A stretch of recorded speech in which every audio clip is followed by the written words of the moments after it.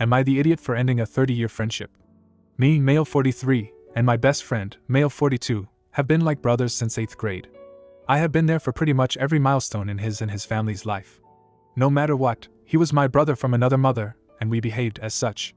Over the last 10 or so years we didn't hang as much, both have demanding careers, so any time we got to hang was very much cherished. The last 5 or 6 times we were supposed to hang he straight up ghosted me. No call, no text, just plain not showing up. I would often hear from him the day after with an apology, and usually blaming his GF for not being able to get out the house. And as I always told him I understood, maybe we'll catch up next time. So my birthday came up and he offered to treat me to wings and beer at the sports bar while watching the NCAA tourney. I took him up on it as it's been almost a year since we've seen each other even though we live in the same city. So we made plans to meet up at 5 p.m. 5:30, no show. 6 p.m. no show. I bet you guys can see where this is going. So I stayed and enjoyed my wings until the game was done and went home. I told my wife what happened and told her I'm over the friendship. She said we are too close for me to just throw our brotherhood away, but I told her I'm only matching his energy. If our brotherhood doesn't merit a courtesy call or text to inform me you can't make it, especially after being the one to invite me out, then that's no brotherhood I want to be a part of. Am I the idiot for this? Now for a few comments before the first update. It's sad really. The fact it's him seeming to make arrangements to me seems that he does want to see you. But it's not good to keep doing this either. Maybe message him and ask what's seriously going on and that you're on the verge of giving up with him and see what he says? Then the original poster responded with, I honestly believe it's his GF. She's a lot younger than us, and she always seems uncomfortable around us. My wife has tried several times to get her to join her for a girls' night out, but she always declines. It's an open door policy for them at our home, so I really don't know what this all is. Comment 2. I have a question. Have you told him how you're honestly feeling? Then the original poster responded with, I have. It's mainly his GF. He blames her for not coming out. Says she doesn't have any friends and if he left to come out with me, she'll be alone. My wife has tried to invite her out when we do decide to hang so she wouldn't be in the house, but she always declines. Now for the first update. First of all, let me thank everyone for their advice and judgment. So yesterday, I went to my BFF office and waited until he left for lunch. He was surprised to see me, and we headed to DD for coffee and to talk. So I put it out there that I am contemplating being done with our friendship due entirely to him ghosting me and not reaching out. He proceeded to show me his phone log and text messages. His GF constantly calls and texts him all day when he's working. She tracks his whereabouts through his iCloud. He found an AirTag in his spare tire well. He says she's neurotic about him and everything he does. If he tries to leave the house for anything, he has to take her along or she'll throw a fit, hide his wallet, phone, keys, etc. I asked him flat out why he is still with her. He tells me she has no family on this side of the country, she's from Arizona, and he can't kick her out. He said he reached out to her brother to help get her back home, but he doesn't take him seriously. I told him to change his iCloud password, go home before she gets off, pack a bag and come stay with me. I feel like this woman is something out of a killer movie and she may hurt him or herself. It's not healthy and a highly dangerous situation to be in. So for now he's staying with us while trying to find a way to get her out of his life. Now for a few comments before the final update. Comment 1. I'm so glad you had the conversation with him, and that you're helping him. She sounds toxic and dangerous. He's really lucky to have such a great friend. Then the original poster responded with, the funny thing is I would have never guessed. She's the smallest, quietest woman. Never gave me that psycho vibe. Comment 2. I was afraid it was something like this and sad to be wrong, but also glad you have an answer and can help him out. Too often when men are in a situation like this, people do not take it seriously, as if a woman couldn't hurt a man. I'm sorry for what he is going through, but I'm glad he has you to lean on and help him out. Please keep us updated when he is free of her and safe. Comment 3. Yikes. You're a very good friend. I'm glad that you followed through and got to the root of the problem. His girlfriend is a stalker, and she's terrifying. Get that AirTag turned off by Apple because the way she's using it is in violation of Apple policy. You should probably get some security cameras for your house just to document anything that she may try to do to you. Document everything with police reports. Get familiar with the stalking laws in your area. Now for the final update. Thanks to all who reached out in the comments and private messages. Well, a lot has happened this past week. So BFF came to stay with wife and I, and sure enough that first night she blew his phone up. He didn't answer and it went until about 1 a.m. Between the hours of 2 and 6 a.m., she rode past my house about 15 times. I live at the end of my cul-de-sac, so she has to U-turn right in front of my home to get out. I set the geofencing on my ring cam to stretch past my driveway just to see if she would drive by. She didn't see his car, it was in the garage, so she would sit for a couple of minutes and drive by. He was able to avoid seeing her for about 3 days, then she started calling everyone he knew to try and find him. He would alternate getting a ride from me or an Uber so she wouldn't see his car at work. In the meantime, we tried to find a way to get her out of his apartment. He lives in one of those luxury apartments where there is a limit on how long your visitors can stay, in his case 30 days. So we proceeded with a plan to evict her without involving the law. So Sunday while she was at church, we convinced his management company that he lost his key fob, so they reprogrammed his reader and gave him 2 new fobs. My wife and I helped him pack up all her belongings, put them in his storage unit on the ground level, and instructed the concierge that she was no longer welcomed in his place and to allow her access to his storage to retrieve her belongings. His building has a no soliciting rule and a pre-approved guest list, so he told them she was no longer allowed up to his apartment. His building is very strict in that no one can stay there without being added to the lease for more than 30 consecutive days. Since she isn't on the lease, she is effectively excommunicado, and there is no recourse because she isn't a leaseholder. She still calls and texts, but he has yet to see her since he came to stay with us. His sister, the cop, found out what was going on from my wife and she lost her poop. Needless to say, we had to talk her down about putting her career in jeopardy. For now, the ex-GF is gone from his place, and we just have to see how long it takes her to get the hint. Comment 1. This is a brilliant update. I do have to say I feel bad for you, but mostly your BFF, cause we're so quick to judge our friends, and we don't realize they actually need help. There's been some stories where OPs would block their friends without a second thought. I can't imagine what would have happened had you never been told about BFF's life. I think us commenters need to be extra mindful. Comment 2. Honestly, I think you are an enabler for your friend. Instead of helping him deal with his relationship problems, you should have encouraged him to communicate and work it out with his girlfriend. Now you've gone and intervened, possibly ruining their chance to resolve their issues. You invaded her privacy with the ring cam and manipulated the management company to evict her without legal involvement. You should have stayed out of it and let them handle their own problems. Your actions were extreme and unnecessary. If he wanted her out, he should have been the one to take the necessary steps, not you. Your friend deserves the right to make his own decisions, and you have undermined that. Am I the idiot for calling out your meddling and overstepping boundaries? Comment 3. I'm really glad you investigated more rather than just dropping him. It would have been devastating to him to go through all of that emotional abuse and isolation with no one in his corner. You're an awesome friend. Now, for the next story. Am I the idiot for cutting contact with my family before my miscarriage?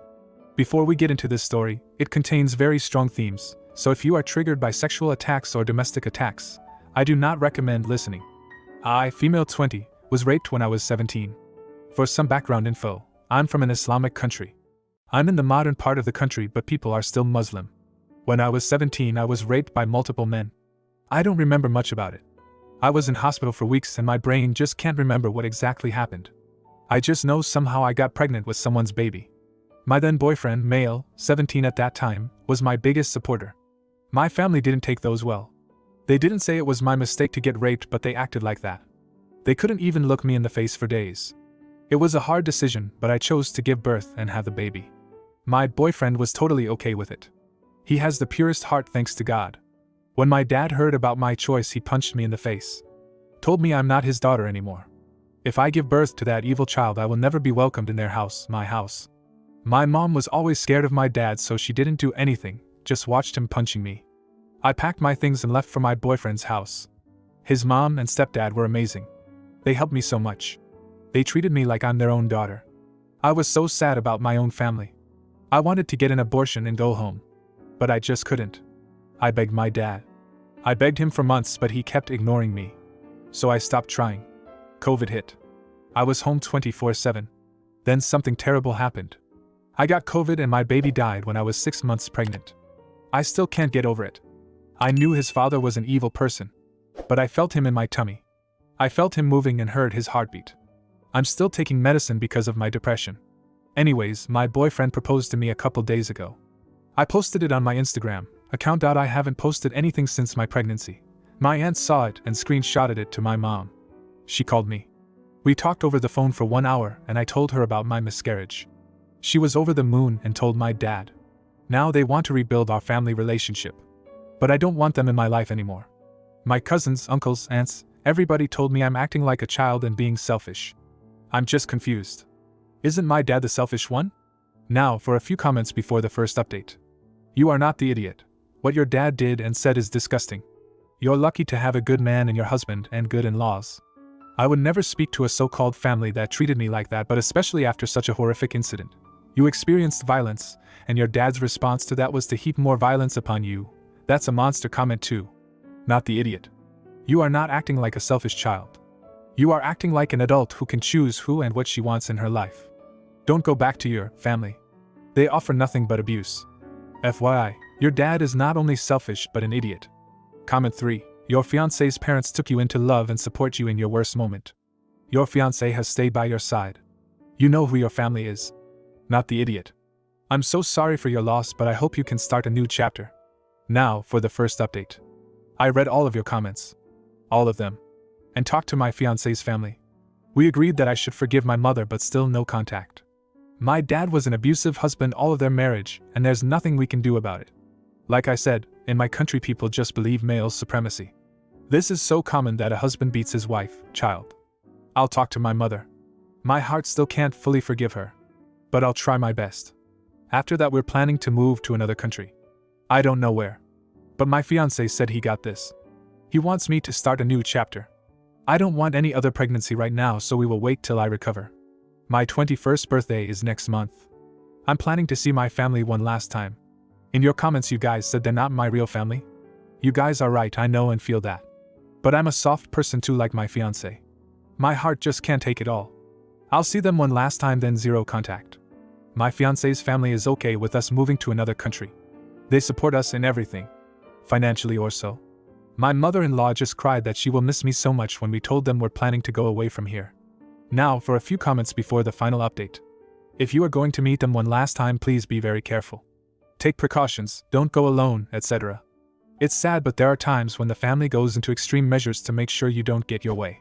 I hope you and your partner get to be happy together, wherever you end up in the world. You have plenty of time to start a new and wonderful family that will include only people that love and respect you. I know this is why feminism and fighting for women's rights is actually important.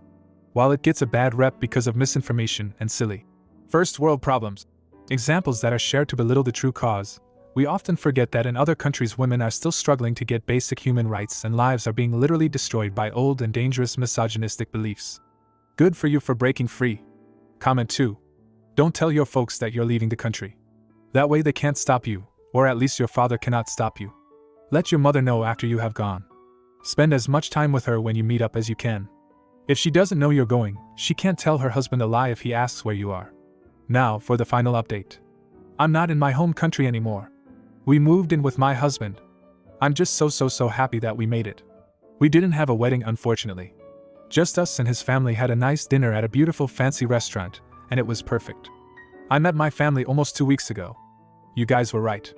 So, my husband and some of his friends were with me. I met my family at a local restaurant we always go to. We talked and I was so clear about my decisions. My dad didn't take that well again. I told them I have nothing to do with them, and I'm just there because I wanted to clear everything. After my dad realized I was serious, he tried to attack me. My husband and his friends were not at our table. So they just came to ours and started pushing my dad till they're out of the restaurant. I don't know what they did to my dad. My husband was trying to calm me. When his friends said it was done and we could go outside, we did and went home. The very next day we were out of the country. We're kinda at our honeymoon phase. I saw our new home. But we're at a 5-star hotel right now. He says that I deserved it in every way. I feel so perfect. I am truly happy. I'm sleeping well, swimming, drinking cocktails, dancing, eating tasty food. It feels like I'm in heaven.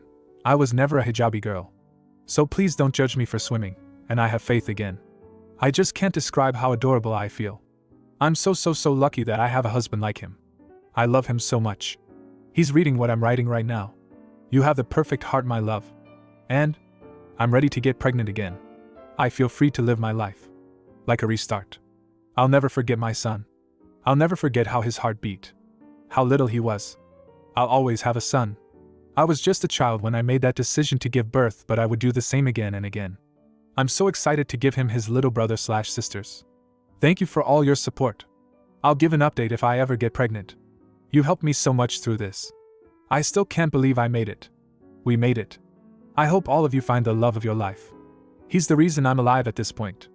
Please don't waste your time on people who don't deserve it. It can be your parents or partners. Please, for me, live a beautiful life. Comment 1. I'm so happy for you and your husband.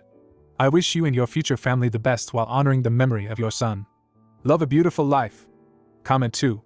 If you believe in reincarnation, I've heard that the souls of our lost babies can return to us in future children. I wish you a beautiful life of love, happiness, and hopefully all the children you want. If you like this video, you'll probably like these too. Also, while you're here, please consider subscribing. It's your support that keeps this channel alive and allows me to make better and longer videos. Have a great day.